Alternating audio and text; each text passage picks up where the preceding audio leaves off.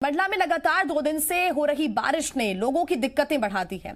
जिले में नदी नाले उफान पर है। जिले के दर्जनों गांव और कस्बों का जिला मुख्यालय से संपर्क कट गया है। बंजार नदी भी उफान पर है, लेकिन यहां ग्रामीण जान जोखिम में डालकर नदी में बह रहे लकड़ी के लट्ठे पकड़ रहे हैं। और यही नहीं, NH-30 की तस्वीरें भी आपको हम दिखाएंगे।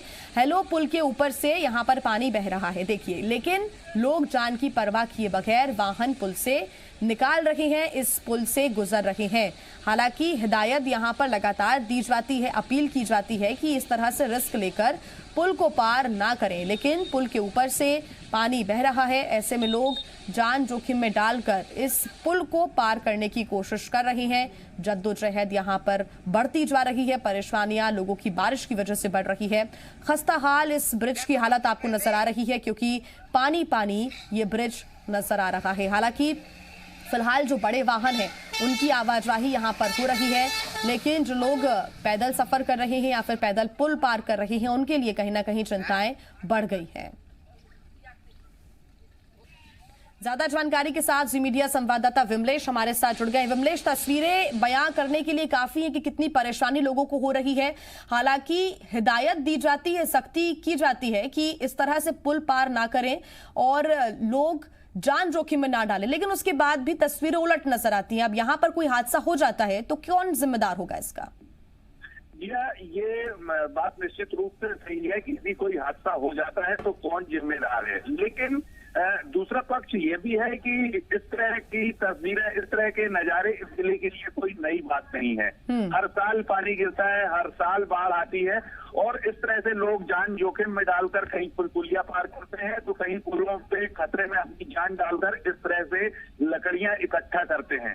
हालांकि ये गरीबों के लिए जिस तरह से लकड़ी पकड़ते आप चित्र में देख रहे हैं वो उनके लिए एक आसरा हो सकता है, लेकिन बड़ी बात यह है कि पुलिस प्रशासन, स्थानीय प्रशासन, जिला प्रशासन इस तरह के नजारों को हर वर्ष देखता है। जब बारिश का मौसम होता है उसके बाद भी कोई सुरक्षा के इंतजाम नहीं किए जाते, किसी तरह की कोई हिदायत नहीं दी जाती, ऐसे लोगों को रोका नहीं जाता। तो निश्चित रूप से कहा जा सकता है कि ऐसे में कोई बड़ा हादसा हो सकता है। जी हाँ, बिल्कुल विमलेश, बहुत धन्यवाद आपका तमाम जानकारी के लिए। तो एक बड़ा हादसा यहां पर हो सकता है। हालांकि लोगों से अपील जरूर की जाती है, लेकिन हर साल इसी तरह की तस्वीरें निकलकर सामने आती है। तो वहीं मुंगेली में भी लगातार बारिश से जनजीवन अस्त व्यस्त हो गया है। शहर की निचली बस्तियों और कॉलोनीज में लोग परेशान हैं। यहां के घरों में नदी नालों का पानी भर चुका है। फिलहाल प्रशासन ने लोगों के लिए अलर्ट जारी किया है। साथ ही बाढ़ पीड़ितों को रेस्क्यू कर सुरक्षित जगह पर ले जाया जा रहा है। साथ ही पुलिस ने भी नदी के किनारे सुरक्षा बढ़ा दी है। तो ये तस्वीरें भी आपको हम दिखा रहे हैं। जो निचले इलाके हैं, जो निचले इलाकों में कॉलोनीज बनी हुई हैं, घर बने हुए हैं, वहां पर पानी भर चुका है। घरों के अंदर पानी घुस गया है। नदी नालों का ये पानी है, जिस वजह से लोगों को काफी दिक्कतें आ रही है। कई लोग छतों पर रहने को भी मजबूर हैं। ऐसे में प्रशासन ने अलर्ट भी जारी कर दिया है और लगातार मदद के लिए भी सामने आ रहे हैं।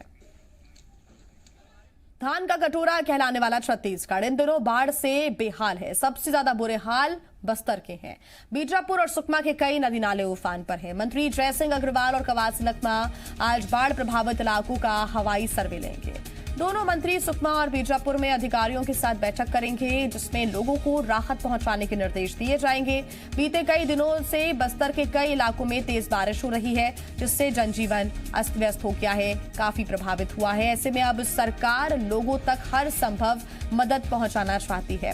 ज्यादा जानकारी के साथ जी मीडिया संवाददाता सत्य प्रकाश हमारे साथ जुड़ गए हैं। सत्य प्रकाश, इसमें सबसे ज्यादा जरूरी अब ये हो जाता है कि प्रशासन मदद अब कैसे करेगा, क्योंकि कई लोग इस पानी से परेशान हैं।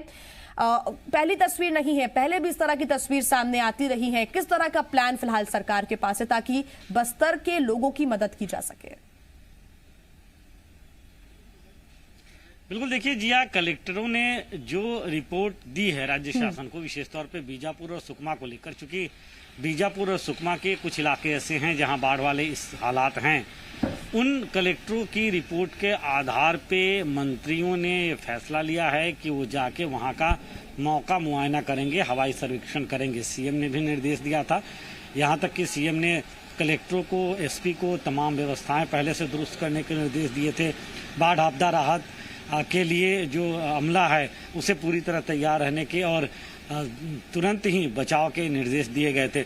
अब ये दोनों मंत्री कवासी लखमा और जयसिंह अग्रवाल, चूंकि जयसिंह अग्रवाल राजस्व मंत्री है, कवासी लखमा खुद सुकमा जिले से कोंटा से चुनकर आते हैं, तो ऐसे में ये दोनों मंत्री हवाई सर्वेक्षण करेंगे और ये जायजा लेंगे कि आखिर किस तरह का नुकसान दिखता है। दूसरी तरफ ये आकलन भी अधिकारियों के साथ बैठक करके करेंगे कि अगर नुकसान हुआ है तो उस नुकसान की भरपाई किस तरह से करनी है, किस तरह से मुआवजा दिया जाना है, राहत बचाव के लिए क्या कदम उठाए जा रहे हैं और आगे कैसे कदम उठाए जाने चाहिए, आगे और कैसे हालात रह सकते हैं। मौसम विभाग ने जो अलर्ट जारी किया है उस अलर्ट के हिसाब से किस तरह से और बारिश की स्थिति रह सकती है, इन सब तमाम विषयों को लेकर बैठक करके चर्चा भी करेंगे दोनों मंत्री और इसके साथ साथ हवाई सर्वेक्षण करके जायजा भी लेंगे और डुबाल प्रभावित क्षेत्रों को भी देखेंगे।